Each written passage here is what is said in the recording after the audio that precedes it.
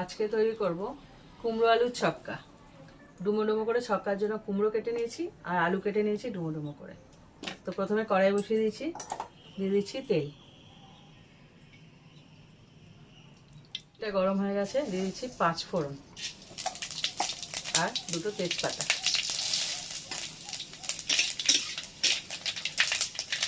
এবার আলু আর কুমড়োটাকে দিয়ে দেবো।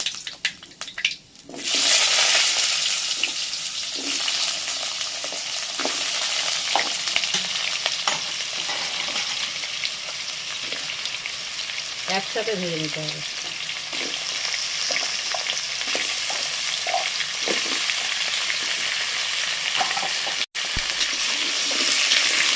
আলু আর কুমড়োটা একটু ভেজে নিয়ে তার মধ্যে দিয়ে দিচ্ছি ছোলা ভেজানো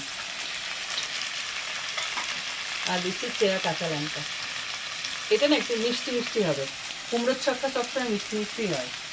আর দিয়ে দিচ্ছি আদা, এভাবে গ্রেট করে। আদাটাও গ্রেট করে দেওয়া হয়ে গেছে। আর দিয়ে দিচ্ছি বড় সাইজে একটা টমেটো কুচি। এবার এগুলোকে একসাথে আলু কুমড়োর সাথে ভেজে নেব। খুব সহজ রান্না, কিন্তু খেতে খুব সুন্দর। তা লুচি দিয়ে অথবা রুটি দিয়ে খুব ভালো লাগে। টমেটো, কাঁচা লঙ্কা, আদা সমস্ত ভাজা হয়ে গেছে। আর দেখো কি সুন্দর এখনই মজে এসেছে। এবার এর মধ্যে সমস্ত মশলাগুলো দিয়ে দেবো।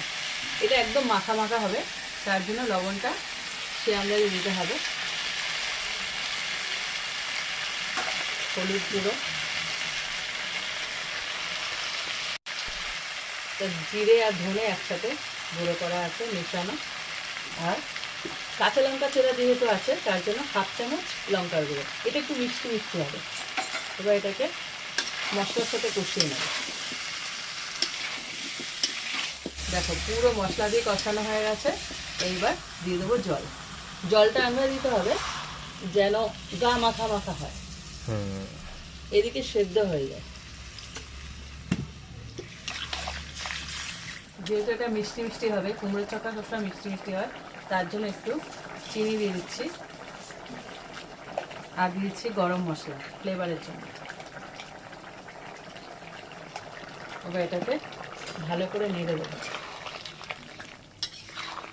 একটু গা মাখা মাখা ঝোল থাকবে। দেখো তৈরি হয়ে গেল আলু কুমড়োর ছক্কা। এই কুমড়োগুলো যেন ঘেটে না যায় সেইভাবে দেখবে, সেদ্ধ হবে কিন্তু ঘাটবে না। আলুগুলো দেখো সেদ্ধ হয়ে গেছে, এরকম একটু একটু হালকা গ্রেভি থাকবে। এই অবস্থায় না হবে। তো আমি এটা তুলে নিচ্ছি। খুব সুন্দর, একদম মাখা মাখা।